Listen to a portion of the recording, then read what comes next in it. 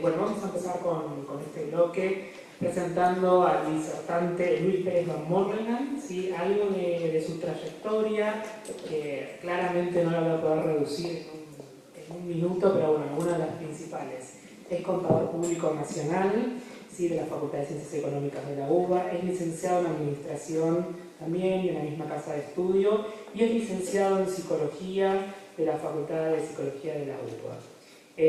Bueno, tiene una intensa actividad académica como profesor titular regular de Administración de Personal, como profesor titular de Planeamiento Estratégico de Recursos Humanos, de Dirección de Recursos Humanos, tanto en posgrado como en actividades de posgrado.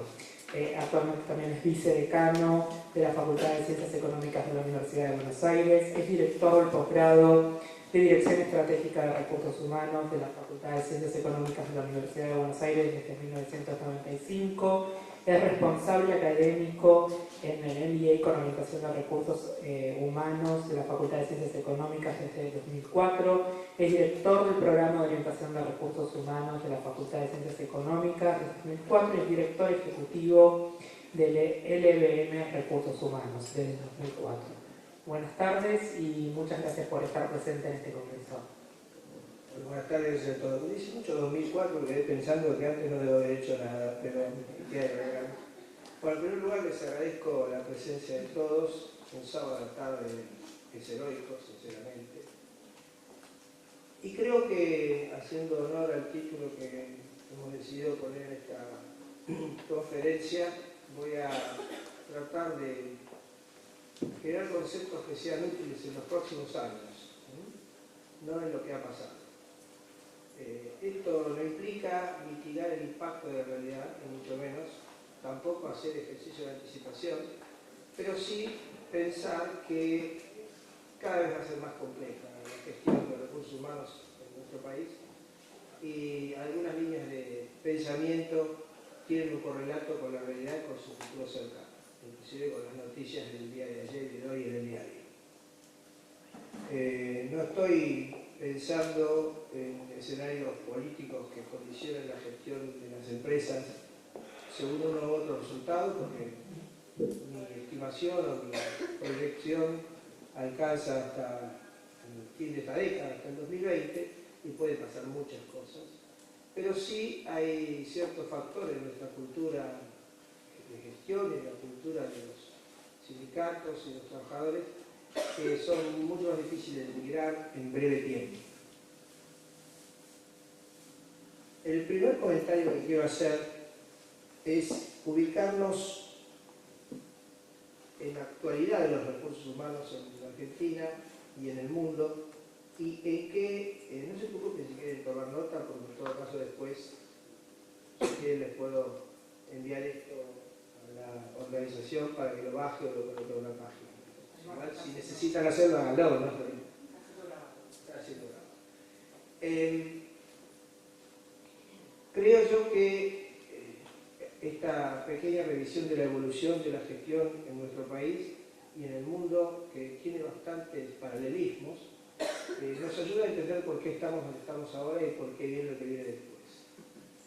También ayuda a clasificar en el tiempo, a lo mejor calificándolo, según la organización donde ustedes trabajen o la que ustedes asesoren, en qué instancia de la evolución está.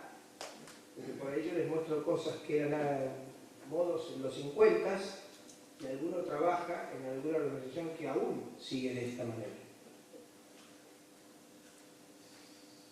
Hasta los años 50, en el mundo, recursos humanos no existían. Existían personas que trabajaban en las organizaciones y cuyas inquietudes centrales, salvo algún desarrollo aislado, para la organización pasaban por tenerlos adecuadamente registrados y documentados. Cuando digo la palabra adecuadamente registrados y documentados, obviamente viene a nuestra mente la realidad de la gran cantidad de trabajadores indocumentados, no incluidos o no regularizados, tratando de evitar palabras que son de campaña. Creo que en esa época las competencias más necesarias para la gestión de recursos humanos, que eran desempeñadas casi unánimemente por masculinos, eso es un tema muy importante, se referían a este registro, a esta información y obviamente, de ser posible, liquidar los sueldos adecuadamente. Una función sustancialmente administrativa. Coincidentemente con el mayo del 68, pero ya de un tiempito antes, la fuerza de las uniones, la fuerza de los sindicatos, la fuerza de los trabajadores, implicó, en un escenario que en la Argentina se repitió con un cierto retraso, un entorno mucho más conflictivo, con más dureza por parte de los actores que exigían cualidades negociadoras. Fue ahí cuando la gestión migró de ser ocupada por profesionales contables, que nada tiene que ver en realidad con esto, a abogados.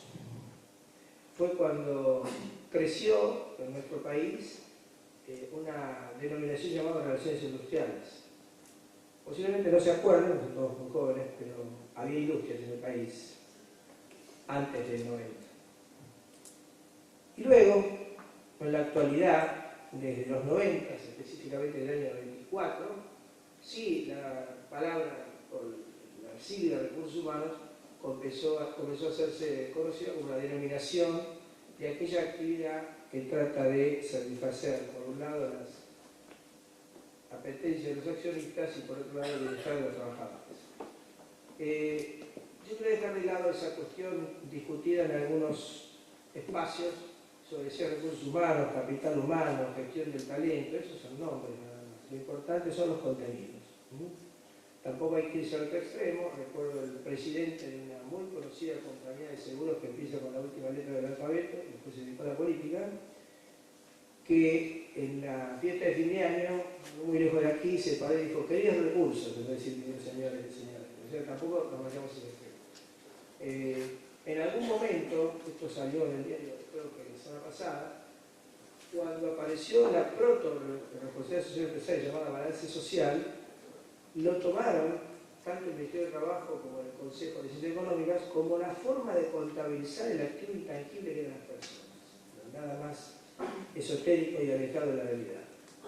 En verdad, insisto, dejemos de lado las siglas y empecemos a pensar qué es lo que está escondiendo esta denominación, a qué historia del pensamiento se refiere esta denominación. Veamos un poquito lo mismo, pero acá en nuestro país. Hasta mediados de los 60, se corrieron un poquito en el tiempo, hasta yo diría hasta el 67, 68, perduró esa concepción de administración de personal, la que dejaba a los contadores o los estudios contables con cierto espacio en sus tareas, la gestión de personal, que era exclusivamente liquidar sueldos y llevar la documentación. Creo que muchos de los aquí presentes se les está dibujando en la cabeza que donde trabajan sigue siendo así. Por ejemplo, aquellos que trabajan en la administración pública. Por supuesto que hay casos ridículos, ¿no? No sé si ustedes conocen el Consejo de la Magistratura.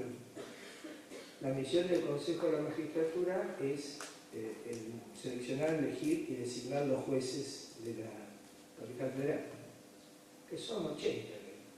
Tiene 1.300 personas el Consejo de la Magistratura, de las cuales 400 trabajan en recursos humanos, de los cuales 40 están exclusivamente asignados a controlar si los jueces toman más o menos días de su licencia anual reglamentaria.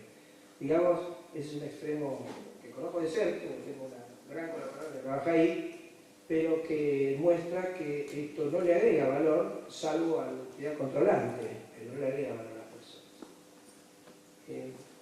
No va a estar en la transparencia, pero yo les voy a ir anunciando y voy a ir metiendo de a poquito durante el curso de mis conversaciones un problema central que hay hoy, y que lo veo aquí también, le voy a poner el título Generación X versus Generación Y. Que es, me encanta porque los más jóvenes se sonríen mefistofélicamente cuando digo esto, pero que es hoy un factor, al igual que hacemos con la mujer que trabaja y tiene hijos chiquitos y que quiere destacarse laboralmente, que hoy está siendo protagónica en la escena. No sé si por mucho tiempo más, pero sí sé que está siendo protagónico, y que no lo puse en la transparencia porque lo vi muy de actualidad, pero creo que lo debemos incluir. Bueno, esas cuestiones ni pasaban por la cabeza de las empresas en ese momento y no pasan por la cabeza de algunos que solamente lo ven de esa manera. No quiero hacer cometer rubros, pero evidentemente hay algunos rubros de la producción o de los servicios que son afectos a trabajar de esta manera y hay otros que no. El rubro del transporte de pasajeros tiene un área de sumarios que es la más importante del área de recursos humanos. Sumarios. O sea, ejecutar la disciplina. Más acá en el tiempo, y acá sí me quiero, si me permiten, detener muy poco, porque el objeto de la charla es lo que viene después, entre el 67 y el 68, pero especialmente desde el Cordobazo, que fue en el 69, si no me acuerdo, no me equivoco, y hasta mediados de los 80, a bien comienzo de los 80, la conflictividad tuvo como escenario diversas áreas sociales del país, y una de ellas, sin ninguna duda, eran las empresas donde había mucha gente trabajando. Toda acción directa de cualquiera de los bandos en pugna en esa época sobre las empresas tenía una repercusión asegurada en las casas matrices, en los diarios, en los medios, más o menos como ahora, nada más que con 100 veces más violencia. Todos los que trabajaron en esa época como yo recuerdan muy bien eso y sonreímos cuando nos hablan de la dificultad de vivir en Buenos Aires hoy comparado con esa época que era mucho peor. Uno no sabía cuando iba a trabajar si a la noche volvía. En realidad, mucho de lo que hemos quedado entre los fuegos, sabemos perfectamente que este era un conflicto que no tenía por origen el mundo del trabajo, pero que tenía como escenario el mundo del trabajo. Y ahí era donde el rol de la Gerencia de Recursos Humanos en un principio tuvo el rol de advertir a los ejecutivos de los problemas que podía haber, en un segundo rol el de negociar con fracciones en pugna realmente feroces, y en lo último, en lo que yo considero más vergonzante de la historia, la misión de marcar gente para que se la llevaran. Yo lo que vi, a la luz de lo que estamos tratando hoy, es que evidentemente un contador eso no lo podía hacer. Y sí tenían que ver los abogados que al menos tenían de formación, y lo digo porque estamos en la casa de ellos, mejores cualidades para negociar con estos feroces bandos en pugna. Para que ustedes se ubiquen, al mínimo había 4. Uno era el gobierno, en esos tiempos, primero de los militares, después del peronismo con Isabel y después de los militares de nuevo, con una etapa de Perón y de Cámpora. En realidad, en esa época el gobierno desempeñaba un rol parecido al de ahora, no era tanto juez sino más bien parte. Por otro lado estaban los militares en el comienzo y después en la ejecución de su actividad represiva, por otro lado estaban las organizaciones terroristas en su acción directa, pero uno es de la extrema izquierda y otro de la extrema derecha, y por otro lado estaban los sindicatos, y los sindicatos ubicados en la extrema derecha, con lo cual ellos eran blanco de los tiros y no accionadores de los gatillos. Y no eran víctimas, simplemente quiero explicarles que políticamente hablando eran blancos interesantes para que eso después tuviera una repercusión y sumara puntos al bando que atacara. Lo que pasa es que eran 4 bandos atacándose entre sí, entre todos. Y era muy difícil quedar al margen de eso. En esa época, yo me acuerdo, me tocó trabajar en una empresa automotriz norteamericana y nuestro delegado era Calabró. Después fue gobernador de la provincia de Buenos Aires. Y no era un hombre de derecha, era un hombre de extrema derecha. Imagínense lo que pensarían de él todo lo que estaba en la otra punta del foco y por qué nosotros seríamos un blanco, no Calabró, sino todo lo que trabajábamos en esa organización. Pero bueno, eso es lo que viví yo y lo que vivieron muchos otros. No pasa realmente ni por asomo ni intención de refrescar esos momentos, sino de ubicarlos en cuál era el escenario y por qué ese escenario requería ese tipo de dominios. hombres hábiles para negociar, más vivos que inteligentes, con buen sentido del tiempo para advertirnos. Por ejemplo, recuerdo que mi jefe, yo en ese momento era gerente de desarrollo, lo que ellos llaman gerente de desarrollo, que se llama selección y capacitación, de pronto se fue una exitosa carrera, se fue. Nunca entendimos qué había pasado, se fue él y se fue su segundo, ¿no? Yo era el tercero, yo no me enteré qué pasaba. Y me dijeron que había sido para emprender algo independiente. En realidad los habían amenazado y se tuvieron que ir. O sea, me enteré después cuando tuvimos el episodio. Esto duró lo que duró, pero yo diría que empezó a perder espacio como definición del escenario en los comienzos de los años 80. Se fue diluyendo, hubo una etapa intermedia que no terminó de revestir características claras, donde la búsqueda de la productividad y la eficiencia pudo considerarse el objetivo de la gestión, pero sí en los 90 y sobre todo en el año 93, 92, 94, por ahí, comenzó a perfilarse lo que hoy conocemos como gestión de recursos humanos, donde, por ejemplo, dejó de tener espacio el abogado, dejó de tener espacio el contador y empezaron a tener espacio todos aquellos que estudiaran cuestiones relacionadas con las ciencias sociales y con el comportamiento humano, es decir, los psicólogos y después los licenciados en recursos humanos. Les anticipo que hoy, y digamos los últimos 4 o 5 años, los psicólogos y las psicólogas han tenido mejores oportunidades que nunca para ocupar esta posición. Pero hoy eso está cediendo y dejando el espacio a los que estudiaron específicamente recursos humanos.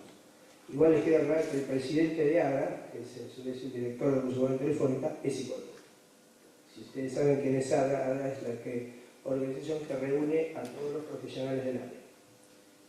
Así que hoy, en esta etapa, yo creo que ya estamos en un escenario bastante bien configurado, a la que se suele llamar, en la traducción al castellano, gestión o dirección estratégica de recursos humanos. Escuela de pensamiento que ha tenido, como supongo que el 100% de los aquí presentes saben, inicio con un libro que ha aparecido en el mundo, que se llamó Recursos Humanos Champions, y que después se fue avanzando, estableciendo y organizando, y que dejó a Ulrich, que fue el tercer libro, como uno de los autores, pero no el único, ni siquiera el principal. Si hoy me preguntan quién es el autor más reconocido en el área, es Edward Lawler III. Pero, insisto, eso depende de modas y como todo lo que sucede en gestión de management, también depende de modas editoriales. Hace poco tuvimos la ventaja o la oportunidad de conocer en la Argentina a Jack Hitzens. Jack Hitzens es belga, no es americano. Es el autor de un libro sobre el tablero de medición de la gestión de recursos humanos y que hoy configura, digamos, el sumo de la gestión de recursos humanos. Sin embargo, me apresuro a pensar que en 2 o 3 años ya nadie se va a acordar de Hitzens, salvo los que tengan que estudiarlo, y aparecerá otro. Igual, esto genera un punto que después voy a tocar acerca de que la gestión de recursos humanos también se mide como cualquier otro. Y se mide cuantitativamente, algo a lo que los profesionales en ciencia del comportamiento no están para nada habituados. Hoy, el gerente de recursos humanos o la gerente de recursos humanos debiera, no digo que lo hace, debiera cumplir con los roles que Dave Ulrich mencionó tan claramente en su primer libro y en el segundo, que se llama Liderando por Resultados, que es el modelo de 4 roles. No lo voy a decir ahora, esto no es una clase, simplemente es mencionar cuál es el paradigma, pero que repasar los 3 aspectos principales, los 4 aspectos principales que tienen, a lo mejor podría servir para que ustedes hagan una introspección y se digan cómo estoy en cada uno de ellos. Cuando Ulrich habla de experto administrador, que es el rol menos interesante, sin embargo muy importante, habla de aquella persona que cuida del empresario esa inmensa cantidad de plata que se llama masa salarial, que representa nada menos que el 67% del costo de la compañía, o sea, los salarios de todos ustedes. implica aquella persona que sabe manejar las técnicas y las herramientas de recursos humanos muy bien y que se supone que trabajará eficientemente. No veo en eso ninguna diferencia con 50 años atrás, pero también tengo claro para todos ustedes que si ustedes no manejan esa parte, no pueden manejar ninguna de las demás. No es la más interesante, ni es la más moderna, pero igual hay que hacerlo, ¿no? Les voy a dar un ejemplo. Uno puede ser un experto en la evaluación de Assessment Center para hablar del potencial, pero hay que saber el convenio y quedar bien el sueldo, ¿no? Si no, lo otro no sirve. Cuando Ulrich habla del socio estratégico, que ya es un tema de mayor alcance y de largo plazo, dice que ustedes tienen que generar una gestión de recursos humanos que sea alineada totalmente con el plan de objetivos y de negocios de la organización donde estén, con lo cual implica que alguien se los explique. Si ustedes no saben a dónde la organización va, menos pueden hacer que la gente vaya para ese lugar. Cuando ustedes dicen lo que queremos que recursos humanos haga que todos trabajen en la misma dirección, lo primero que hay que definir es la dirección. Y a veces ni los que dirigen tienen la dirección. Creo que podemos ayudar igual ahí a comunicarla mejor, a debatirla mejor, pero recuerden que cuando una organización, sea chica o grande, elige un camino, hay que asegurarse de que esté bueno, porque si lo elige mal, esto es como el Titanic.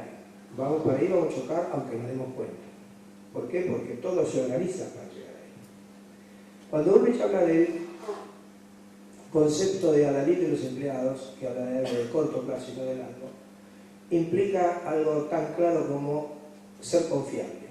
Y ustedes saben que la confianza tarda muchos años en ganarse y segundos en perderse. Me han tenido una prueba unos días atrás. Todos los días tenemos pruebas de eso. O sea, no se nota cuando alguien gana la confianza, pero se nota cuando se pierde.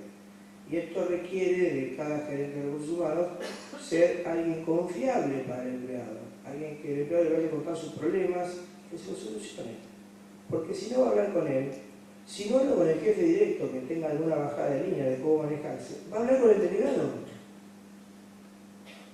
Acá hay madres. ¿Qué piensan las madres cuando el hijo en vez de contarle a ustedes, no le cuenta, le cuenta a otro? Lo mismo.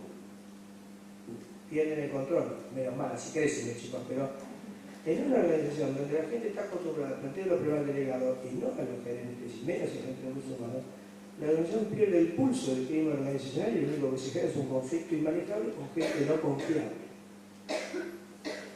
Dicen que el momento en que mejor se ve la comunicación interna es cuando hay una crisis. Por ejemplo, cuando la compañía tiene problemas, cuando anda mal, o cuando se va a vender, o cuando ANSES quiere poner más directores. Justo ahí es donde nadie dice nada. Entonces eso aumenta la inquietud y en un ánimo de inquietud les puedo asegurar que los primeros que se van son los buenos empleados. Los malos se quedan porque no tienen otro lugar donde ir. Y es ahí donde la gestión de recursos humanos requiere ser confiable, requiere ser la persona que sepa lo que pasa y que sepa aconsejar, por lo menos para retener a la gente más valiosa. Y cuando Ulrich habla de él, no me acuerdo el cuarto, pero creo que dije la Dalí, así lo sé.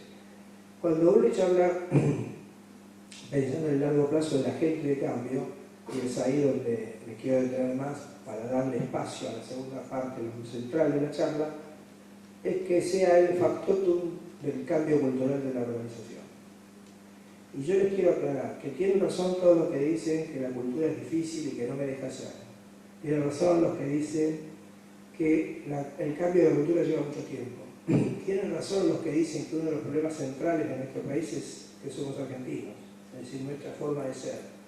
Es cierto todo eso, pero hay que cambiarlo. Ahora, cambiarlo no es rápido ni es fácil.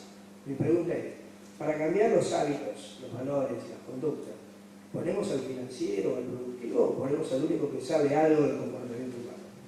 Que deberíamos ser los que trabajamos en recursos humanos. Esta forma de pensar, y algunas otras cuestiones que no son menores, pero que no voy a mencionar aquí porque nos desviamos del tema, le han dado espacio a una configuración conceptual que hoy sería el marco de gestión de los recursos humanos, con dos apariencias. La primera es que, no sé cómo son ustedes, pero yo soy póker adicto y Cuando todo el mundo está de acuerdo en algo, empiezo a sospechar. Y empiezo a buscar la falla, pero no a la quinta pata del gato o lo que sea. Empiezo a decir, si todos los científicos de una comunidad científica se afanan por defender una idea, es porque alguien la podría atacar. Y el crecimiento está en encontrar la falla y encontrar una idea superadora y no quedarnos con eso. Bueno, el 2001 fue un ejemplo. El 2001 fue un ejemplo de gerentes de recursos humanos que se llenaban la boca hablando de la estrategia y de Ulrich, pero lo primero que hicieron es echar al 50% del personal. Les doy un ejemplo, el Citibank. Y yo aprecio mucho la persona que manejaba eso, pero la verdad es que echó al 50% de la gente. Y no me imagino que sea exclusivamente por cuestiones de negocios. Y les doy un ejemplo. En un banco hay, como ustedes saben, banca individual y banca corporativa. La banca individual es el oficial que atiende a nosotros, vamos a sacar cuentas corrientes, la corporativa tiene empresas. No había negocio de empresas, pero había individuos golpeando la puerta. ¿A quiénes echaron? ¿A los que estaban de brazos cruzados haciendo de oficiales de crédito de empresas o a los que estaban atajando los tiros y los penales atendiendo a la gente que venía a golpear la puerta porque les clausuraron el retiro de fondos? O sea, echaron a los más necesarios porque los otros eran caros. Entonces hubo gente que tuvo 2 años sin hacer nada, pero no lo podían echar porque eran caros. Ven que los modelos aún, no, la palabra modelo tiene connotaciones políticas, ven que ciertas porciones de la realidad a veces según cómo se las cuenta. Adviertan esto como, les voy a explicar algo que funciona, pero tengamos el espíritu crítico para encontrar algo mejor. ¿Estamos claros? Creo que ahí la palabra credibilidad, como lo dijo Ulrich en el año 2000, empieza a tener un efecto sustancial. Tenemos que hacer del gerente o la gerente de recursos humanos la persona más creíble de los gerentes. No dije de la empresa, más creíble de los gerentes. Por lo menos compitiendo con los delegados. Y algo esto para mis colegas de género es una interesante advertencia. Poco a poco, lo he visto como ha ido sucediendo, se fue torciendo la balanza y en nuestro país la mayoría de los gerentes de recursos humanos son mujeres. En el mundo también. Empresas tan varoniles como las petroleras tienen a mujeres manejando los recursos humanos mundiales. Me parece que la escucha empática, me parece que la comprensión de los problemas complicados de la conducta humana parece ser mejor en un género que en el otro. También es cierto que como hoy para ser gerente de recursos humanos hay que estudiar recursos humanos o psicología, si ustedes van a ambas facultades van a encontrar un 95% de alumnado de graduado femenino, con lo cual también eso es un dato de la objetividad. El último bastión que quedaba para defenderse era, no, ¿cómo la voy a poner a discutir con Hugo? Me recuerdo perfectamente el caso de Carrefour. La verdad que los sindicalistas se ponen diferentes cuando enfrentan a una mujer, son como más cuidadosos. Y además nadie dijo que una mujer se asuste porque la mire feo, o que le pidan un 60% porque lo pidió Caballero, un 60%. Yo creo que la realidad demuestra que no hay diferencias y a veces hasta hay diferencias a favor.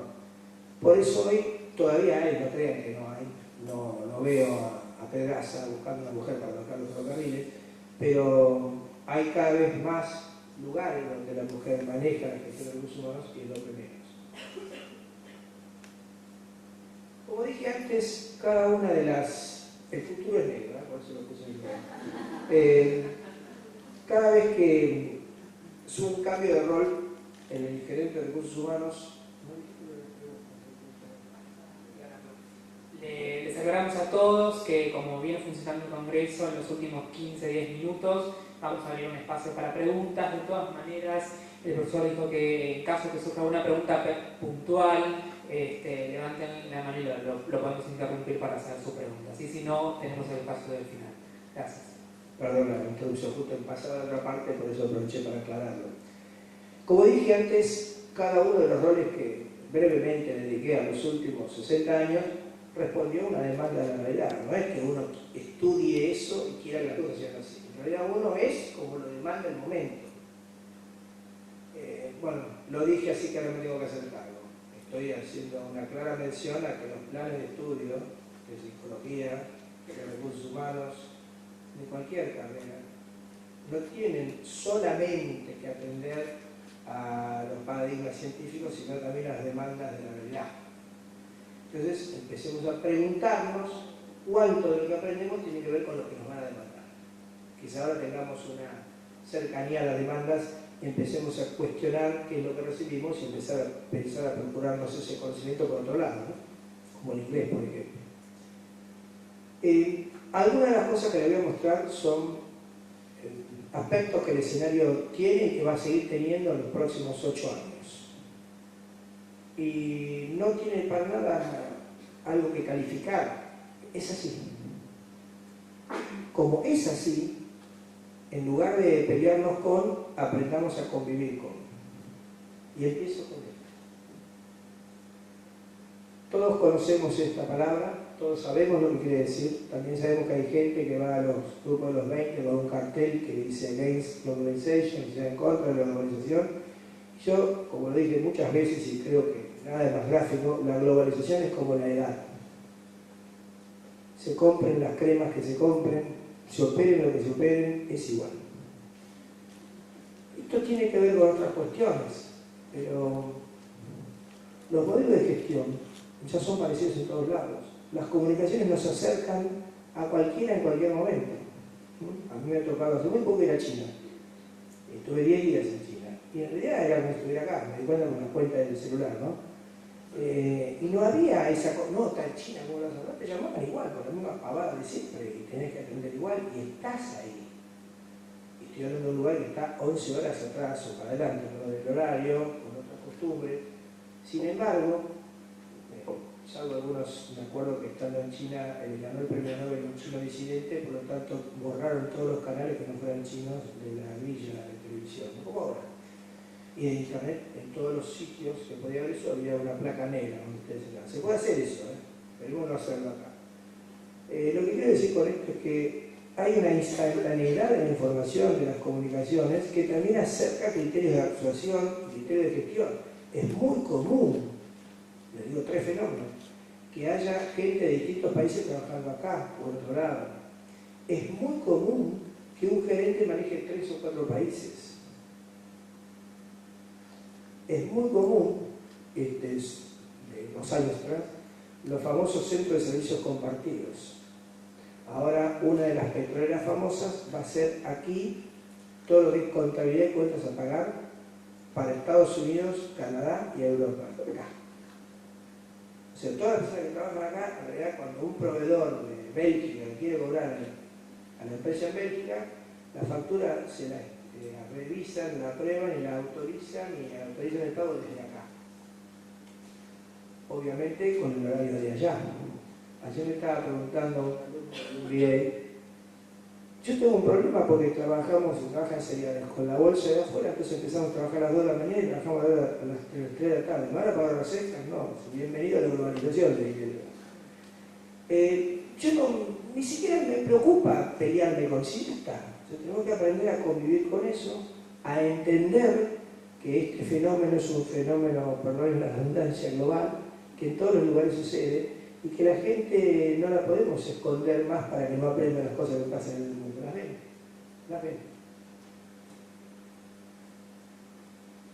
Creo que los gerentes de recursos humanos han pasado muchísimo tiempo defendiendo la idea de que hay que identificarse y querer la empresa y ponerse la camiseta, que tiene un olor a transpiración bárbaro.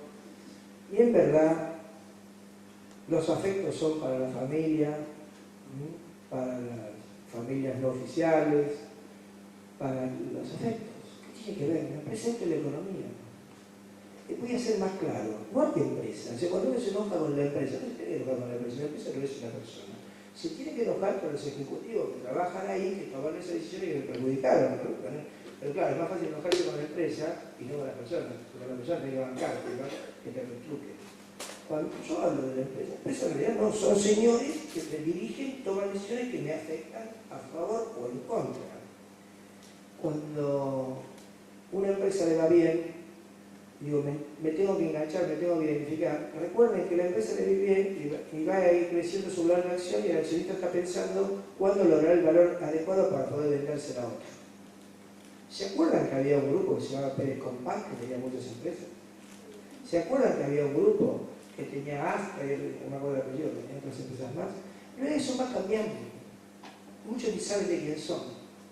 Los de Monsanto todavía no se dieron cuenta que son de Cargill hace mucho tiempo. Y yo creo que en realidad, no me voy a extender por el tiempo, pero creo que ese, entre comillas, casamiento pasa por otro estadio. Parece que la empresa tiene objetivos, tiene valores, las personas tienen objetivos, tienen valores, si coinciden, fenómeno, si no, voy a otro lado. La vida es demasiado corta como para perder el tiempo estando con alguien que no me quiere, que yo no quiero, que no me guste y que yo no le gusto. Sobre todo ahora. Por eso, que se venda o que se compre, que se junte, no me va a preguntar a mí, yo tengo que tomar mis propias decisiones. Se acabó hace muchos años los recursos infinitos, los recursos son finitos, cada vez menores. Hoy lo que se demanda no es laburar que te dé cosas, sino hacer lo que hacías antes con menos recursos, o sin ver los mismos recursos en el doble de lo que hacías antes. O sea, explotar al máximo lo que te doy, porque no hay. Creo que no hace falta decir esto, simplemente les digo que si pregunto quién es el más experto de informática aquí, de los presentes, comparado con nosotros, se levantan la mano muchos. Si les digo compárense con chicos de 7 años, van a bajar todos la mano. La verdad que los cambios en todos sentidos son absolutamente vertiginosos. Hoy en el diario salió que está por cerrar la última fábrica de máquinas de escribir. Y más allá de consagrar la nostalgia, les voy a decir algo claro. ¿Se acuerdan de una cosa que se llamaba correo y cartas? Ustedes piensen que en realidad hoy ya es factible eliminar el televisor, el teléfono fijo, la cámara de fotos, todas esas industrias desaparecen ante el celular, los grabadores. Voy a ser más claro. La industria automotriz argentina, que tan bien le va, excepto hoy porque tenemos un grave problema con Brasil porque no se puede exportar, transitoriamente, está absolutamente subvencionada. Y yo que ellos no me quejaría nunca. Ustedes saben lo que sale, por ejemplo, un Honda Civic en Iquique, $9.000. Con todos los impuestos acá saldría 12. ¿Me puede explicar por qué lo venden a 35? Una de las razones es obviamente la rentabilidad. Pero la otra razón es que si lo vendieran más barato, ¿quién compraría autos argentinos?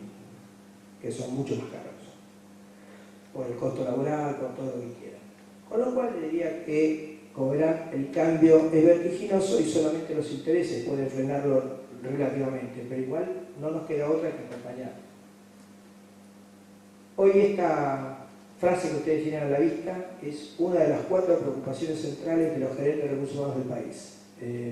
Hace pocos días, la consultora Mercer, que no sé si ustedes conozcan, hizo un nuevo estudio, todos los años lo hace, de las preocupaciones de los gerentes de recursos humanos. Encuestó 374 empresas, es una cantidad importante, de las más importantes, ¿no? Y reveló que entre las 3 preocupaciones más grandes de los recursos humanos en el país, una es esta: cómo detectar talentos y lo más difícil, cómo hacer que no se vayan.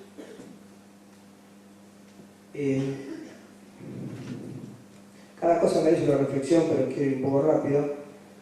Ustedes tengan claro que la tecnología hace mejor la vida de todos nosotros, pero también disminuye los puestos de trabajo. Entonces el desafío para la gerencia de recursos humanos no es oponerse al cambio tecnológico, al mejor estilo del día, sino empezar a ver cómo dotamos a las personas que se quedan sin trabajo por el avance tecnológico de las competencias para manejarse con los medios tecnológicos, o qué lugar de trabajo les encontramos. Piensen que hace 7 u 8 años existían las radiografías, eso todavía existe, pero cada vez menos. Pero se necesitaba un ejército de gente, y hoy un tomógrafo computador lo manejan 2 personas.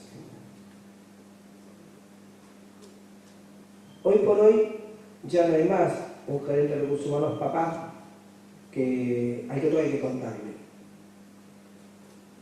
Y sobre todo, esa figura tan tenebrosa que tienen las empresas es parecido a pasar a la noche cuando venga tu papá. Si te portas mal, te mando a la dirección. O sea, cuando uno lo manda a la personal, es para algo malo, no es para algo bueno. Se pide que cada una de las áreas de las gerencias que tenga gente haga como gerentita de recursos humanos y maneje su gente en línea con lo que dice Recursos Humanos Central. Mercados que son cada vez menos fieles y que se van con otro a la primera, y que hacen que ningún negocio sea 100% seguro. El único seguro que quedaba ya descubrió una fórmula que es Coca-Cola, ¿se acuerdan? Cada vez achicar la cantidad de gente se constituye en algo que no es solamente propio de la crisis, sino propio del desarrollo de las gestiones. Con lo cual, cortar niveles o cortar gente buscando la dotación más correcta es una situación habitual de las empresas. El tema que el que tiene que ejecutarla son ustedes. Esto implica cada vez menos niveles jerárquicos, con los cuales cambian los paradigmas de la comunicación interna y de la delegación. Hoy el de abajo puede llegar más fácil al de arriba, porque hoy es normal que haya 5 o 4 niveles, excepto en el estado donde hay 25 y la diferencia entre un y otro es 200 pesos. Pero dejando de lado ese caso, las organizaciones con 4 o 5 niveles tienen una fluidez, una relación diferente y eso hay que administrarlo. Creo que no voy a decir nada. ¿Ven lo que dice ahí? Tienen claro lo que hablo. Yo estaba haciendo psicopatología, en esa época era una materia anual, y me tocó con una compañera del borde. Mi compañera no quería ir porque tenía miedo a los pacientes. Si tenía miedo a los pacientes, tenía que estudiar psicología. Como mi señora que es médica, pero no le gusta la sangre, ¿no? Entonces, si no te gusta discutir con los muchachos, dedicate a otra cosa, porque hoy están en todos lados. Tampoco creo que deba agregar esto mucho, solamente recordarles, para los que se llenan la boca hablando de esto, que la responsabilidad social empresarial tiene 3 pilares, y a medida que los voy diciendo, se lo van a ir cayendo unas cuantas empresas. Un pilar es cuidado responsable del ambiente, no contaminar. Volaron unas cuantas, ¿no?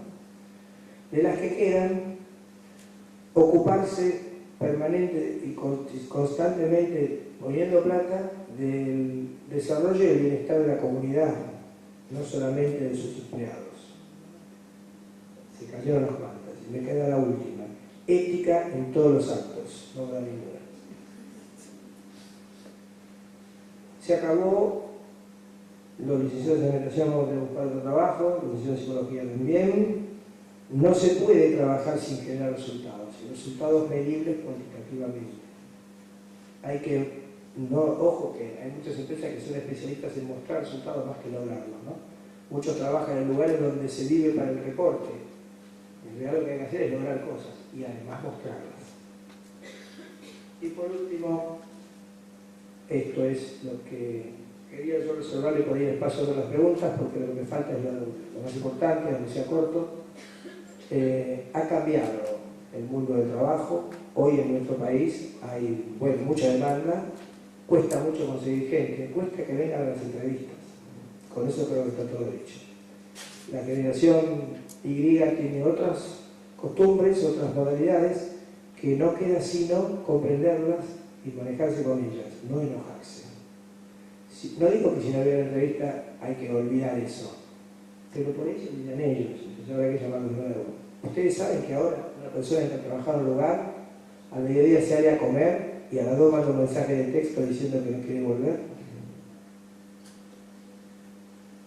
Ante eso, ¿qué cosas tenemos que tener para enfrentar este escenario tan complicado que les mostré en el paso anterior, o sea, acá? Bueno, en primer lugar, hoy, para manejar recursos humanos, hay que ser graduado en recursos humanos. No solo en psicología. Pues yo le pregunto al psicólogo qué es una matriz BCG, va a pensar en una campaña de vacunación ante la tuberculosis y no en la matriz de Boston. Segundo, sin ninguna duda, hay que tener una cualidad humana que se llama pensamiento estratégico, en la cual nosotros estamos un poco lejos por nuestra forma de ser. Hay que saber pensar a largo plazo, somos cortoplacistas. Hay que saber pensar global, no asomamos la nariz fuera de nuestra oficina. Hay que saber pensar en el contexto, no sabemos lo que pasa cuando ni los diarios leemos. Y hay que saber pensar sistémicamente, que es lo que sí sabemos hacer. Se puede trabajar en recursos humanos sabiendo solo de recursos humanos. Hay que entender qué es lo que hacen en otras áreas, en otros sectores. Y no solamente entender, sino saber. Hay que estudiar. Hay que ver qué se hace en finanzas, qué se hace en comercialización, qué se hace en ingeniería. Aunque sea para seleccionar a alguien para ir. Paso al punto quinto para no crear.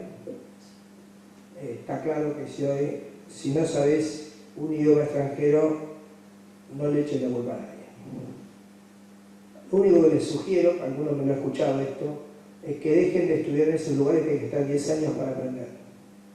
Y vayan al lugar que en 6 meses hablen, que es lo único que interesa. Nadie les va a pedir un discurso escrito, pero sí que hablen. Hay que entender cuál es el entorno de la situación del país que afecta a la actividad donde uno está. Hoy, si uno trabaja en juguetería, tiene que saber qué pasa con las importaciones. Si uno trabaja en autos, ¿entienden lo que quiero decir? Los fenómenos macroeconómicos, los fenómenos microeconómicos que afectan a la actividad, hay que conocerlos, porque de pronto podemos encontrarnos sin empresa. Creo que el punto 6 no merece más que lo que dice ahí, porque ya lo hemos hablado. El punto 7 es fácil pedirlo, pero no es fácil tenerlo, ¿eh? Ser proactivo es ser una persona con total iniciativa. Es decir, no aquella que tenga que pedir las cosas, sino que se da cuenta antes de que vos se las pidas. No hay muchos así. Pero además hay que tener autonomía, que una vez que lo haces, que no te tengan que andar revisando, porque lo haces bien. Porque uno dice, déjame solo y es un desastre, no es autónomo. Y además de ser autónomo, además tiene que tener mucha energía, mucha polenta, una persona que tenga realmente una capacidad para sobrellevar las presiones. Y por último, hay que ser perseverante, es decir, esa polenta hay que tenerla todo el tiempo. Aunque sea tomando alguna bebida energizante, pero hay que tenerla todo el tiempo. La bipolaridad se la dejamos a la señora, a una señora. Con respecto a la orientación al logro, creo que nos queda claro de lo que hablé, de lograr resultados. Creo que tampoco hace falta explicarles por qué hoy inició a trabajar en equipo. No se puede trabajar de otra forma en este momento. Las decisiones que se toman en equipo son más fácilmente acatadas que las que se toman solo. El punto 10 requiere dos cosas. Me detengo, estamos terminando. En primer lugar, negociar no significa ganar siempre, porque el otro se va a vengar. No significa decir siempre que sí al que otro pide, porque si no le ponen límites, se te sube arriba de la cabeza y además te echan. Implica a veces ganar, a veces perder. Traten de que la cuenta les dé a favor. Sepan qué ceder, qué no ceder, aprendan a negociar, manejen bien los tiempos, infórmense del otro, conozcan sus debilidades, pero no se sienten a negociar si no están capacitados. Y cuando hablo de buen manejo político, cuanto más acto estés en una organización de todo tipo, tenés que saber mejor manejarte políticamente. Recuerden que una de las intenciones de la política es construir alianzas para lograr poder. Si ustedes quieren tener algún nivel de decisión, tienen que tener al menos aliados de peso. Me tocó estando en Francia, hice una reorganización de la empresa y se la tenía que presentar a todos los gerentes. Entonces, primero se la presenté al presidente de la compañía, nos juntamos, le pareció bárbara, me hizo un par de retoques, le dije, bueno, hizo un martes. Dame tiempo el miércoles, le dije, para imprimir, hacer el PowerPoint y el jueves a la mañana lo hagamos. No, hagamos el viernes. ¿Por qué? Porque yo voy a usar el miércoles y jueves para hablar con los 6 o 7 referentes a ver qué les parece. Si la mayoría de ellos está de acuerdo, le metemos. Si no, revisemos. O sea, por más que tenía el poder de decisión, se aseguró el respaldo necesario. En nuestro país tenemos muchísimos elementos de juicio sobre este particular como para darnos cuenta que no hay otra forma de aplicar cosas. La ética, chicos, es como el embarazo. ¿Alguien está más o menos embarazada? ¿O un poquito embarazada? ¿O casi toda embarazada? La ética es la ética. O sos ético o no sos ético. Y esto, insisto, abarca hasta las mínimas costumbres de los argentinos. Tenemos mucho para trabajar en eso. Este punto ya estamos terminando. Es seguramente novedoso para ustedes, pero se lo voy a explicar en términos laborales. Si yo te pido algo para el martes, que tenés que presentar, y estás de acuerdo que es el martes, si no dijiste, no, prefiero el miércoles si no llego, el martes tiene que estar. Y yo digo a las 7, es a las 7, no a las 7:30. Hoy salió un artículo sobre los impuntuales de los argentinos. Porque la frase, mire, no, se está imprimiendo, me falló el impresor, los argentinos somos los reyes de la excusa. Cuando yo le digo delivery, hoy a los gerentes se los considera por el grado de cumplimiento en tiempo y forma de las cosas que se les piden. Es más, en algún lugar muy conocido por todos nosotros se califica a los ministros por lo que tardan en llegar cuando yo los llamo. Todos sabemos que las elecciones tienen sus diversos grados de enfermedades, pero esto es inexcusable. No se puede entregar tarde y mal, hay que entregar a tiempo y bien, todo lo que uno le piden. Negociemos antes y no después. Si yo estuve de acuerdo que era para el martes hay que estar. Si cuando me lo piden veo que no voy a llegar, lo hablo y explico y obtengo el plazo, pero después no hay excusas. La escucha empática ya todos sabemos qué es, no la voy a definir acá, simplemente la voy a caracterizar como algo que los maridos no tienen. La disposición de resolver problemas de los trabajadores, si uno quiere ser el confiable, quiere ser el que escucha, tiene que estar dispuesto a ayudar y no decirle al empleado, ¿qué querés si yo estoy igual que vos? O no me pidas porque ya sabes lo que pasa. Los gerentes argentinos son en su mayoría corderos con los de arriba y lobos con los de abajo. Yo quisiera que fuera lobo con los dos o cordero con los dos. Me parece que pierde autoridad alguien que se pone como víctima delante del empleado. Si es jefe, hacete valer como jefe. Si no, no renuncia a él. Creo que, como dije antes, en la medida que los valores y los objetivos de la organización coincidan con los míos, me ajusto. Si no, no. Pero si coinciden con los míos, me ajusto. Porque si no estoy de acuerdo, es mejor irse. No tiene sentido sufrir. Y, para terminar y hablar de las preguntas, el mejor trabajo, el mejor futuro no está en mi barrio. Conocí a un gran pibe boliviano en Mar del Plata estudiando oceanografía. Le pregunté, ¿y dónde lo vas a aplicar? En Bolivia, pero no hay océanos en Bolivia. Si ustedes estudian francés y piensan trabajar con ello, quiero recordarles que en nuestro país hay 3 o 4 empresas nada más para eso. ¿Se entiende lo que quiero decir? No quiero que estudien otra cosa, quiero que entiendan que la otra cosa que ustedes quieren estudiar a lo mejor no está acá, no está en mi barrio, ni en mi ciudad, ni en mi país. Cuando yo digo cultura global, es entender que el desarrollo laboral implica negociar el lugar donde uno vive, con lo cual me lleva a otro tipo de compromisos afectivos. Pero hemos avanzado algo. Hace 5 años, a alguien de mi familia le ofrecieron trabajar en Nueva York y no se fue porque el marido no quería. El otro día me encontré con una exalumna que está trabajando fuera del país y dije, ¿cómo hiciste? Vino. Y hasta consiguió trabajo. Simplemente quiero decir que la cultura global implica que nuestro barrio hoy es el mundo y tenemos que aprender a convivir, a ubicarnos, a no ser de esos que extrañan el dulce de leche y el tango, cuando en Argentina jamás ponen dulce de leche por engorda y no le gusta el tango, pero afuera llora, y entender que hay no una nación, un mundo global, una nación global, pero que sí comprender en trabajar en distintas culturas implica modificar algo de la cultura de uno. Nada más y muchísimas gracias.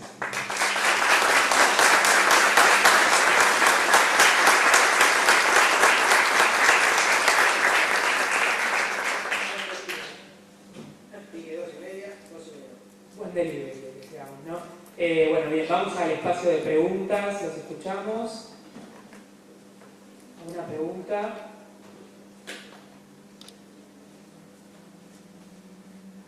Bueno, entonces en este sentido damos por terminado. Le queremos agradecer desde el Congreso la participación del profesor Pérez Van Morgan, así que nuevamente les voy a pedir un aplauso.